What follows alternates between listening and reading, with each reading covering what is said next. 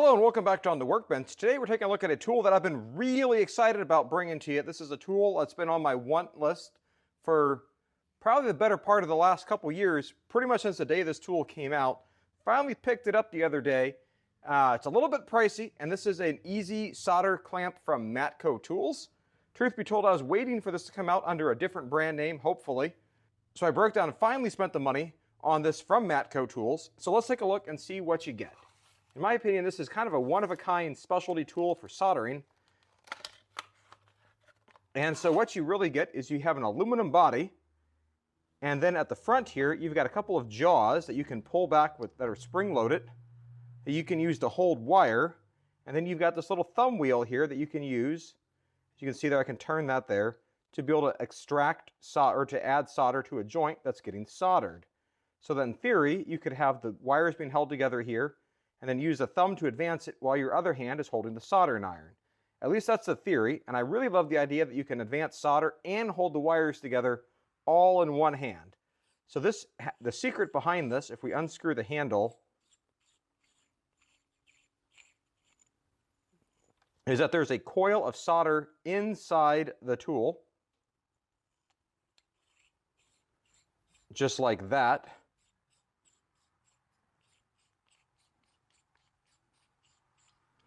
Now, I believe this might have been a demo unit, so that's why I got a few extra bucks off on this. So it's not completely new, but it's definitely new to me, because normally that solder should be a little bit longer there. All right, so off the back of the box, probably the most important detail on this here is this uses solder not to exceed 4.5 millimeters or 0.177 inches. And so then obviously, as you saw looking inside, let me take this off again, that the solder is coiled up, and Matco does sell replacement solder, we call this cartridges or fills, where this then actually feeds from the bottom of the coil down up into the tool, coming out on top. And then, so then this just floats here, and then as you use it up, it'll consume the solder from the bottom of the tool upwards. And so now I've got a couple wires here that I need to splice together. So let's see how well this works. All right, now for setup here, here's my wire. I've already stripped off the ends and kind of pushed the ends of the wire together. This is going to be my solder joint. And then you'll see I got a piece of heat shrink tubing here, another piece of heat shrink tubing here. There's a couple other wear spots on the side of this wire over here that you may see that also need to get dealt with here. But the more important thing here is I need to splice this wire together right here at this joint. And this is the joint that needs to be completely soldered and sealed. So what I'm going to try here is with this Matco tool, I'm going to pull down the jaw here on the side. Like maybe it'll be easier if I flip this around, you can see, but if I flip this around backwards, pull the jaw there, pull the jaw there, and now you can see how I can push the solder into the joint. So the next thing I need to do is to heat up my soldering iron.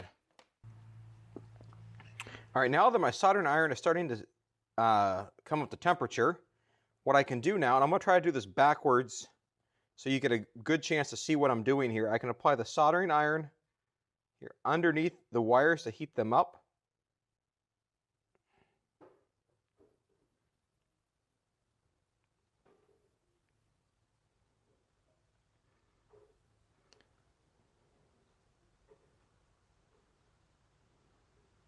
It might take a little bit more for this iron to heat up here.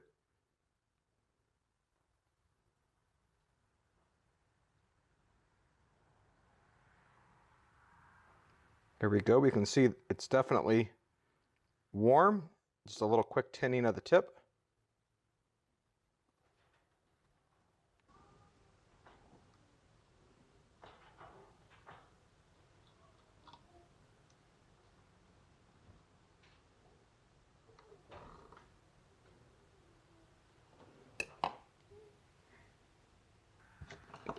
I'm just going to push the end of the wire down here just a little bit, a little too much.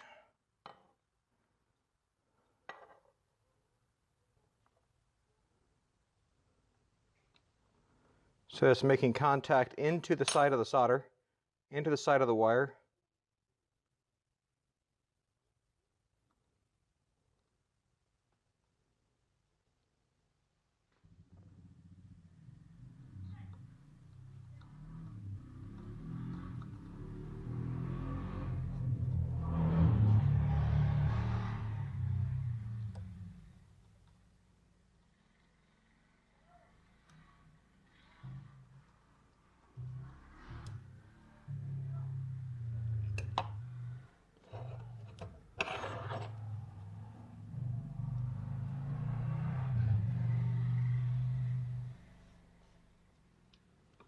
I'm going to turn the tool over here to make sure I get this joint here.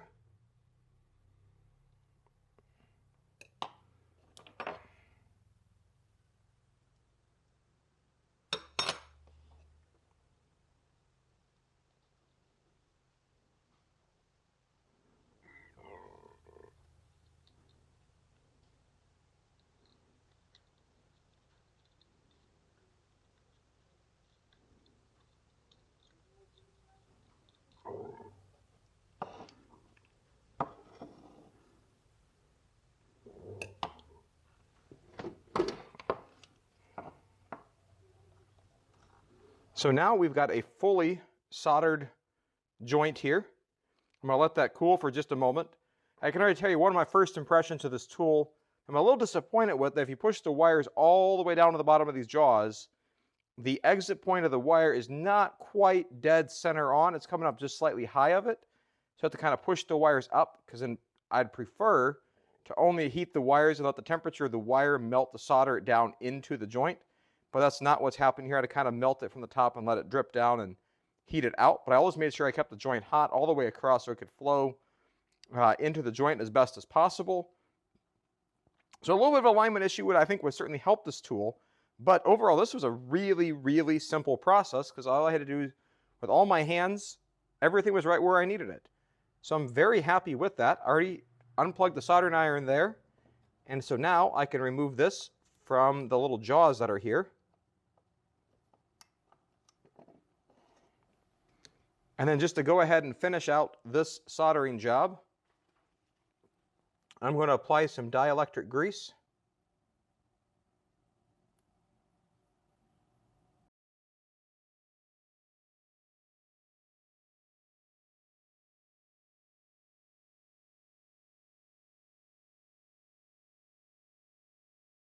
And then now for this wire, I'm going to come back and deal with some of the other bits of damage here with another piece of heat shrink tubing and some more dielectric grease. But now, just really to focus on this Matco tool, what do I think of it? Well, I think this Matco tool is actually pretty darn handy. Is it worth the, was it almost 70 bucks I spent on this, maybe, give or take? 65, 70, I don't remember, but yeah, this is great. I mean, in my opinion, this is more like a $25 to $40 tool, not what Matco's actually charging for it, but it's definitely unique. I love the jaws on the side here, and like I said earlier, the only real issue that I find is the exit point of the solder is a little bit high of where the bottom of these jaws are. There is a little groove in here that's got a little spot where the wire is supposed to go. And so it's lined up, it looks like, with that, but if you drop the wire all the way to the bottom as opposed to in that groove, it's going to end up in a little bit of the wrong location. So obviously you got to be careful about that. Your mileage may vary. I was just using a stamped metal wrench to kind of adjust the height of the solder, but yeah, this is pretty slick. I think the other thing here is if you can wind your own solder and get it there, I would think if you just took like a Crayola marker, you could wind it around that and then pull the end up, and you'd end up with the same solder. Just make sure you get that rosin core solder. That's a 0.177 inch size solder. So yeah, I think this tool is great. A little pricey, but I've got a feeling I'm going to be glad to have this down the road, because this will probably save me a bunch of time, and it will definitely pay for itself. Maybe not today, maybe not tomorrow, but over a couple jobs, I think it'll definitely pay for itself and be a valuable addition to my toolbox. If you've got one of these, if you love it or have any other experiences with it, put it down below. We'd love to hear about it. If you think this is worthwhile for the money you paid for it or not. So if you like videos like this, go ahead and give this a thumbs up. Click the subscribe button if you haven't already done so.